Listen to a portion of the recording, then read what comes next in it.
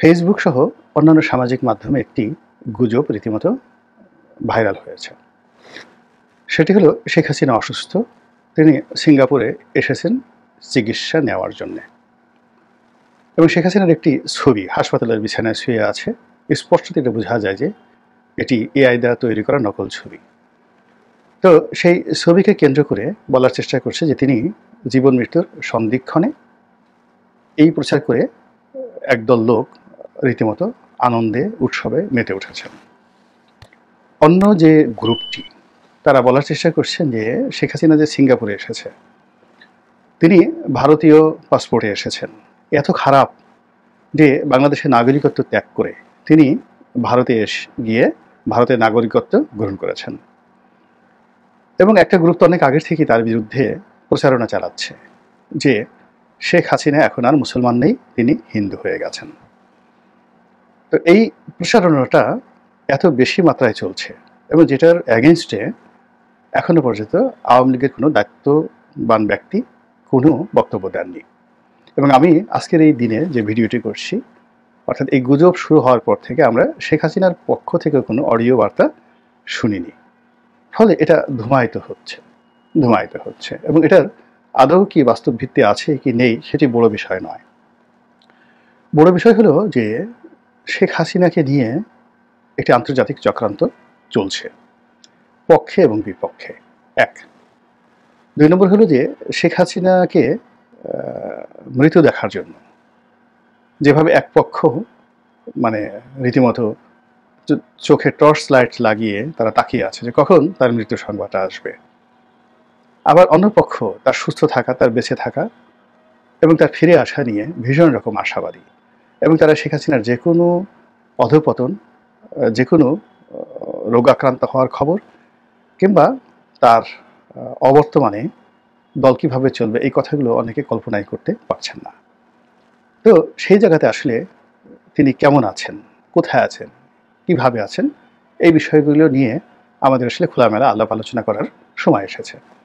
আমরা যদি শেখ হাসিনার পরিণতিটি বাস্তবে দেখার চেষ্টা করি তাহলে আমরা যে জিনিসগুলো বুঝতে পারবো, দ্য রিয়াল ফ্যাক্ট। তিনি কথা বলছেন, এখন সেই কথাগুলো তাকে দিয়ে বলানো হচ্ছে বা তিনি বলছেন, এটা হতে পারে, এটা এআই প্রযুক্তি নির্ভর হতে পারে, ভারতীয় গোয়েন্দা সংস্থা রয়ের একটা ডিজাইন হতে পারে যে আওয়ামী লীগের নেতাকর্মীদেরকে শান্ত রাখার জন্য, উজ্জীবিত রাখার জন্য আর আওয়ামী বিরোধী শক্তিকে রীতিমতো উত্তেজিত করার জন্য এই কাজটি ভারতীয় গোয়েন্দা সংস্থা করতে পারে শেখ হাসিনার মাধ্যমে সরাসরি, অথবা শেখ হাসিনার ভয়েসকে প্রযুক্তির মাধ্যমে এআই দিয়ে ব্যবহার করে দেখা গেল যে তারা যে ওয়েবিনার মিটিংগুলো করছে সেই মিটিংগুলো সেখানে শেখ হাসিনার কণ্ঠ ব্যবহার করা হচ্ছে, ভয়েস ব্যবহার করা হচ্ছে, হুবহু কিন্তু শেখ হাসিনা নন, এটি হতে পারে।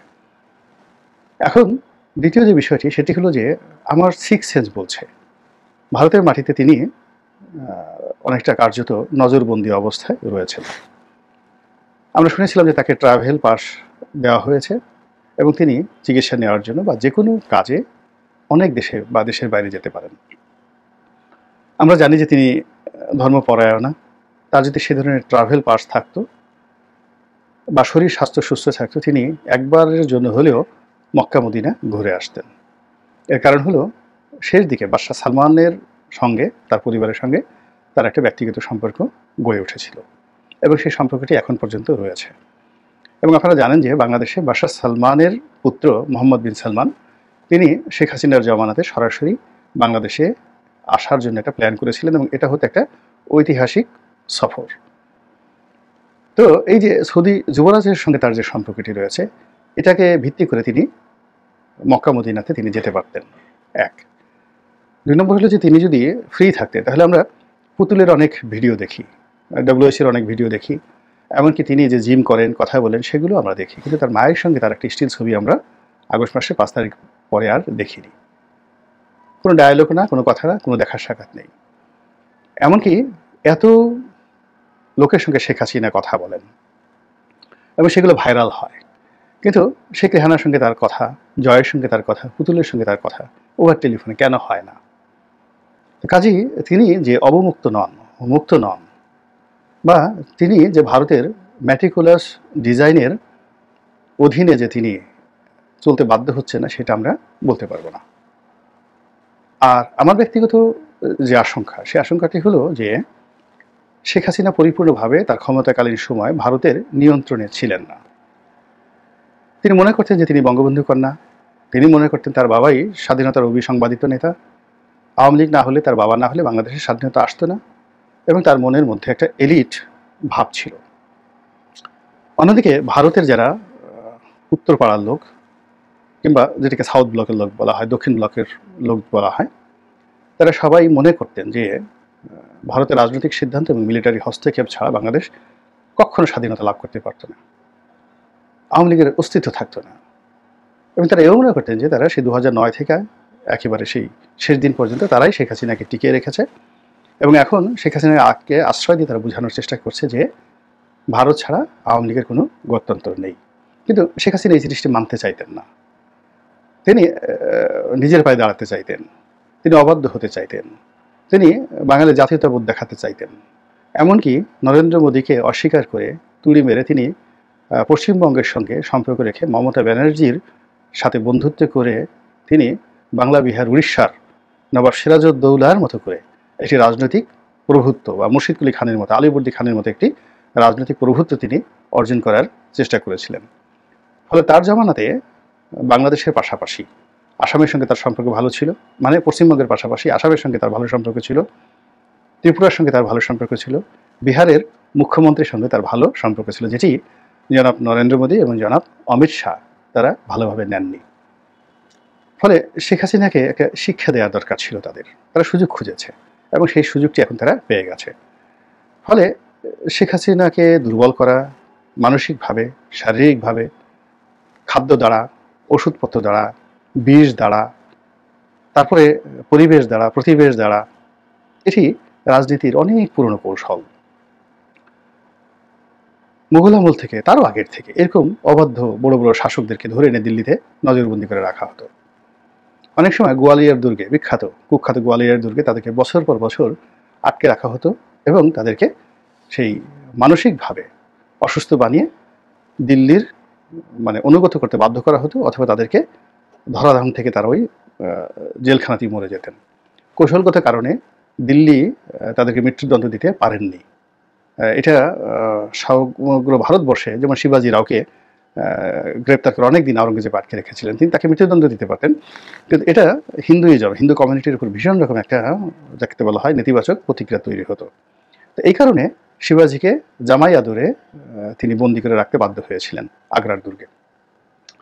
তো একইভাবে শেখ হাসিনাকে নিয়ে ভারতের যে প্ল্যান ABCD, সেই প্ল্যানের মধ্যে তার যে একটা তেজি ভাব রয়েছে, সেই তেজি ভাবটিকে নিষ্প্রাণ করার জন্য, তাকে নিষ্প্রভ করার জন্য যদি কোনো ওষুধ প্রয়োগ করা হয়, আমি অবাক হব না। এটি ভারতের চাণক্য নীতিতে রয়েছে। এবং তাকে যদি মানসিকভাবে দুর্বল করে দেয়া হয় এবং তাকে যদি ওই অবস্থায় বাংলাদেশে ফেরত পাঠানো হয়, তার কোনো কার্যকারিতা থাকবে না। আপনি চিন্তা করুন যে জেলে যাওয়ার আগে, শেখ হাসিনার জমানাতে জেলে যাওয়ার আগে বেগম জিয়ার যে শক্তিমত্তা, তার যে সাহস, তার যে কথা বলার দৃঢ়তা, তার যে রাগ, তার যে ক্রোধ, সব মিলিয়ে তিনি এক অনন্যা রমণী ছিলেন। জেল থেকে বের হওয়ার পর আপনি দেখেছেন যে কীভাবে নিশ্চুপ হয়ে গেছে। এই হলো জেল। এখন যে কাজ শেখ হাসিনা করেছেন তার সবগুলোই কড়াই গণ্ডায় প্রকৃতি তাকে ফেরত দেবে। তিনি বেগম জিয়ার বাড়ি ভেঙেছেন, অনেকের বাড়ি ভেঙেছেন, তিনি অনেক অপমান করেছেন, অনেককে ছোট করেছেন, তার জমানাতে জেলখানার ভিতরে অনেক কিছু হয়েছে। এটা সুদে আসলে তিনি এবং তার লোকজনের উপর প্রয়োগ হবে, এটাই প্রকৃতির নিয়ম।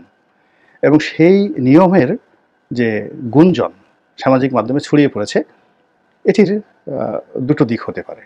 প্রথমত হলো যে তার যে নির্মম পরিণতি, সেই নির্মম পরিণতি খুব দ্রুত ঘটবে।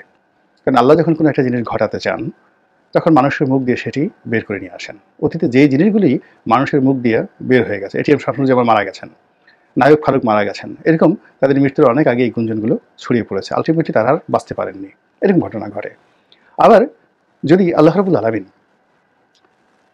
কাউকে বাঁচাতে চান, তবুও দেখা গেল যে তাদেরকে কেন্দ্র করে অনেক সময় মানুষের মিথ্যা অভিশাপ এসে যায়। শেখ হাসিনার ক্ষেত্রেই ধরেন, আমরা অনেকেই আমাদের দেশের যারা ইউটিউব করেন দেশের বাইরে থেকে মূলত, তারা শেখ হাসিনার ক্ষমতার সময় অনেক বড় বড় অধ্যাপক, অনেক নামকরা ব্যক্তিত্ব, তারা বয়স হয়ে গেছেন, বিশ্বাসযোগ্য ব্যক্তি, তারা বলেছেন যে শেখ হাসিনার ক্যান্সার হয়েছে, তিনি 3rd স্টেজে আছেন, হয়তো মাসখানেকের মধ্যে মারা যাবেন। কিন্তু আমরা দেখলাম যে সেই ঘটনার পরে শেখ হাসিনার আয়ু বেড়ে গেছে, তার যৌবন বেড়ে গেছে, তার চেহারা আরও সুন্দর হয়ে গেছেন এবং তিনি আরও যাকে বলা হয় শক্তিমত্তা অর্জন করেছেন। এর কারণ হলো এই সকল কথার ফলে শেখ হাসিনার যারা অসংখ্য ভক্ত রয়েছেন, তারা জায়নামাজে বসে কান্নাকাটি করে তার জন্য এমন দোয়া করেন যে তার উপর যদি কোনো বালা মুসিবত এসেও থাকে সেটা রিভার্স হয়ে যায়।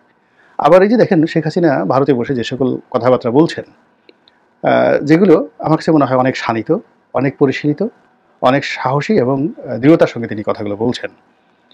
যেখানে ভারতে পালিয়ে যাওয়ার পরে তার জ্বর হবে, তার নিউমোনিয়া হবে, ব্রঙ্কাইটিস হবে, ডায়াবেটিস হবে, তার চোখের সমস্যা বাড়বে, তার কানের সমস্যা দীর্ঘদিন যেটা ছিল তিনি একেবারে দোকানে শুনবেন না এবং তার কথাবার্তা এলোমেলো হয়ে যাবে। কান বন্ধ হয়ে গেলে মানুষের কিন্তু